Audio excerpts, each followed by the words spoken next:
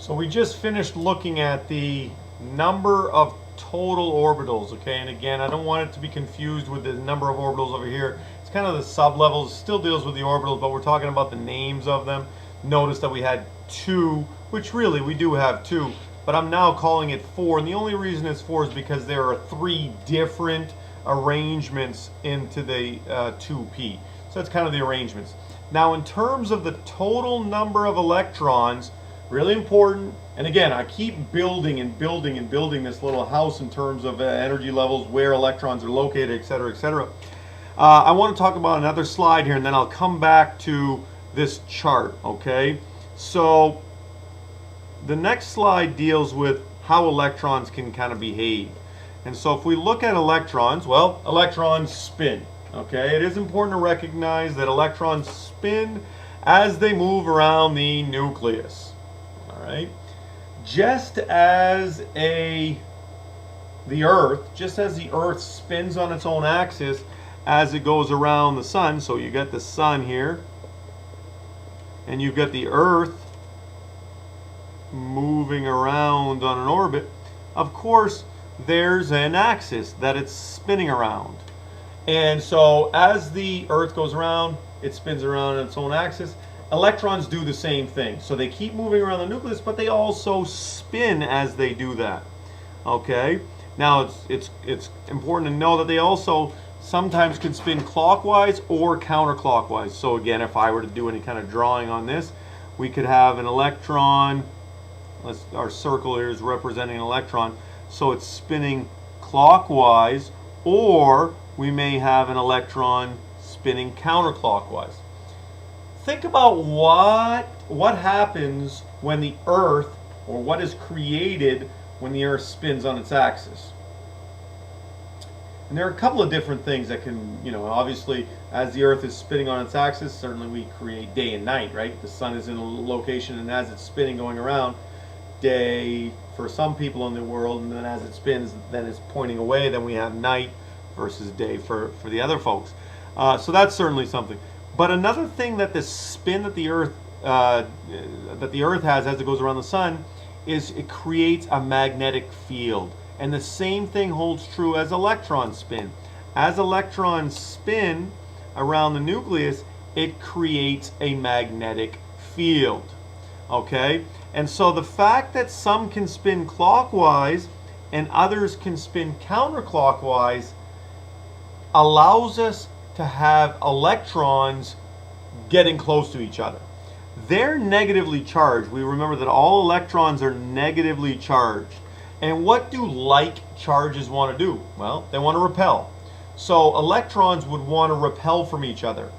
But because they spin clockwise and others spin counterclockwise, it creates magnetic fields. So let's say this one right here creates a magnetic field with the north pointing up and the south pointing down, versus this one, which is spinning counterclockwise, can create the opposite, the north pointing down and the south pointing up. Well, wouldn't it make sense that these two magnets would be attracted to each other? We've got the north-south and the south-north. And so obviously when you think about magnets and magnetism, when some magnetic field is formed, then we can allow these to get together. So even though electrons are negatively charged, because we can create magnetic fields, they will want to stay together. You can get paired electrons. We usually represent this with arrows pointing in one direction versus the other. And so if you ever see, and you will see in just a second, two arrows, one pointing up, one pointing down, that represents electrons and differing spins. Okay? And so electrons spin, and because of that, it allows them to get together.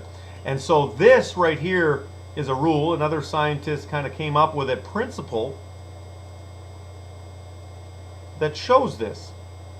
Okay, and that's it allows electrons with unlike spins to pair up, and I just talked about that. But the Pauli exclusion principle says that each orbital can hold a maximum of 2 electrons. Once it gets to 2, the orbital itself is full. But in that orbital, maximum of 2 electrons, they must have opposite spins. So each orbital can hold a maximum of 2 electrons, and they must have opposite spins.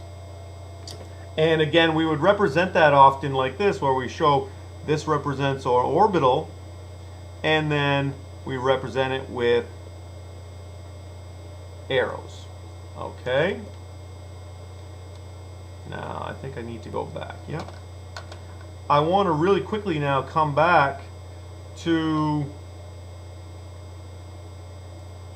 this slide where I had my 1, 4, 9, 16, if you recall. That was because it was the 1s, 2s, 2p, 3s, 3p, 3d, 4s, 4p, 4d, 4f, and that's how we got our 1, 4, 9, 16. And know that the total number of electrons, well, we're looking at if this is the total number of orbitals, and each orbital, due to the Pauli exclusion principle, can hold at maximum 2 electrons. They must have opposite spins. This could hold 2 electrons. This one could hold 8 electrons.